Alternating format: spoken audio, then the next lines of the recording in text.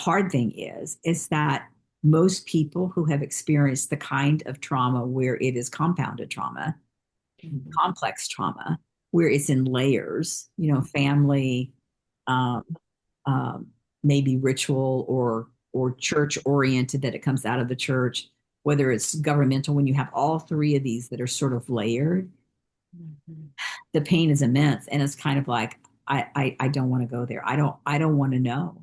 I don't want to know. And yet the body keeps screaming at us, right? It's Van der Kolk's, the body keeps the score. And that's what happens, is that the body keeps the score. And if you don't step in, it's like you have to just keep pushing it away. Mm-hmm. So, I mean, I think that one of the most courageous things for people to do is to literally say, I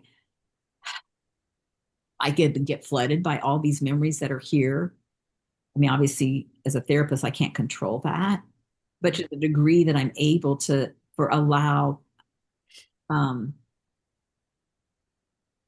at a steady pace, if you will. I mean, I don't have control over that, but if people can actually step in a metered way to the different stories that are here, then that allows places to still feel contained, to feel safe, to say, okay, I can actually put this on the table.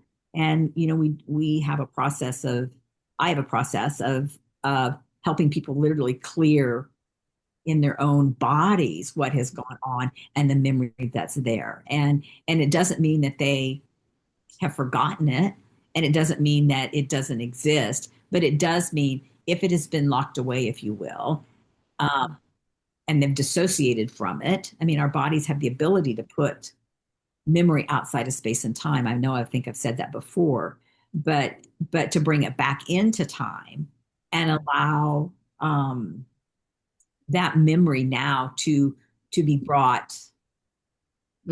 Because if the memory is outside of space and time, the part of the mind that holds that memory is at the age the memory existed. Does that make sense? So someone who has dissociative identity disorder lives in a multi-dimensional time frame. So they're 40 years old. They have parts that are 12. They have parts that are 3. They have, some are in utero. I mean, they have all these parts, and those memories are frozen in. So if I start engaging someone who has a 12-year-old memory, that memory, they are 12.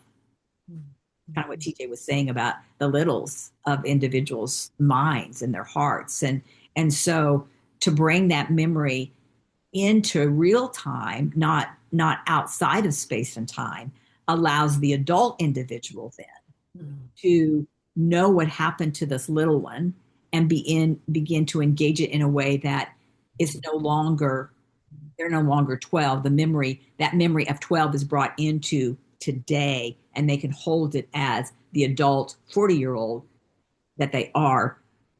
Does that make sense? So the memory gets brought forward into real time.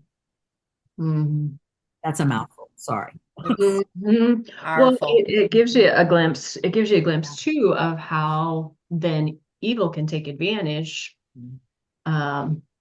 spiritually, especially when things are stored outside of space and time.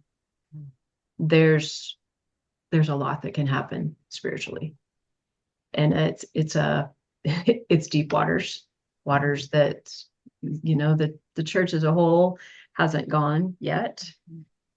But those of us who have had what Linda was talking about, the compounded trauma where family was involved, it was at developmental ages, there was mind control, government influence, which I had.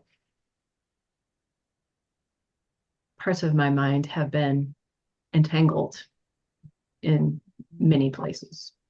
And it's been the work of the Holy Spirit and his angels that serve the kingdom of Jesus Christ that have worked to untangle all of that for me.